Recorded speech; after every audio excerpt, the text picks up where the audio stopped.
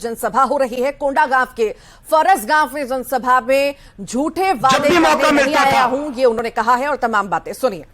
आदिवासी युवाओं को धमकाया जाता था, डराया जाता था, फेक एनकाउंटर किया जाता था।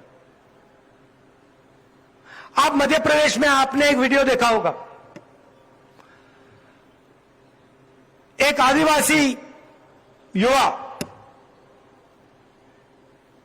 बैठा हुआ है और बीजेपी का नेता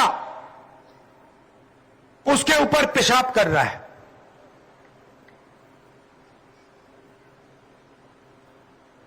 आप सोचिए,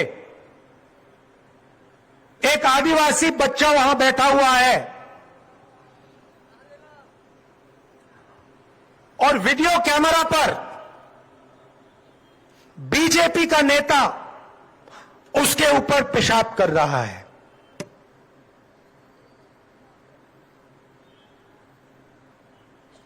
बीजेपी की यह सोच है। हम आपको आदिवासी कहते हैं, वो आपको वनवासी कहते हैं। आदिवासी शब्द में और वनवासी शब्द में बहुत फर्क है भाइयों और बहनों। आदिवासी का मतलब वो लोग जो इस जमीन के, हिंदुस्तान के पहले मालिक थे।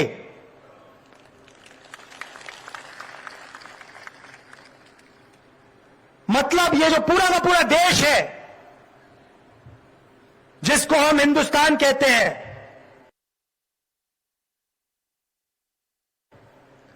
इसके ओरिजिनल मालिक आदिवासी लोग हैं, आप लोग हो। शब्दों के पीछे बहुत कुछ छुपा होता है। आदिवासी हम आपको इसलिए कहलाते हैं क्योंकि यह जमीन आपकी थी। इस जमीन पर, इस जंगल पर, जल पर आपका हक बनता है।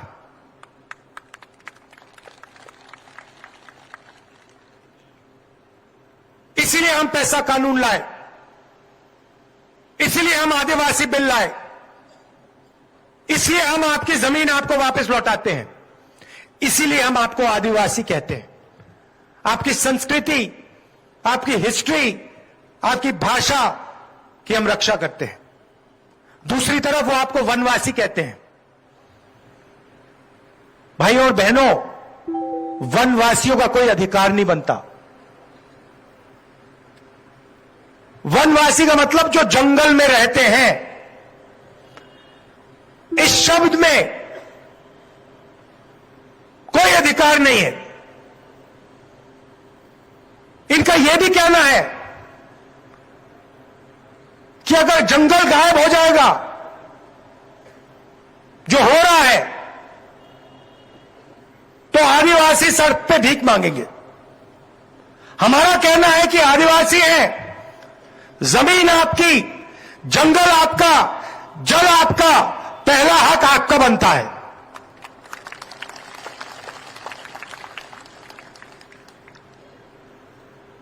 तो इन लोगों का ध्यान से रहिए। यह आपकी जमीन, आपका जल, आपका जंगल आपसे छीनकर अदानी जैसे उद्योगपतियों को देना चाहते हैं। हम आपकी जमीन, जल और जंगल की रक्षा करना चाहते हैं। यह फर्क है। आदिवासी भाइयों बहनों, मुझे बताओ, नोटबंदी से आपका फायदा हुआ? जीएसटी से आपको फायदा हुआ? नरेंद्र मोदी जो कानून लाए किसानों के, उससे आपको फायदा हुआ? नहीं। तो ये तमाम बातें राहुल गांधी द्वारा आप सुन रहे थे। उन्होंने क्या कुछ कहा, आखिर सरकार उनकी बनती है मध्य प्रदेश में या छत्तीसगढ़ में, तो आखिर क्या कुछ वो करेंगे, और साथ ही साथ उन्होंने बीजेपी पर भी जमकर निशाना साधा। आगे बढ़ेंगे और जबलपुर की बात करेंगे।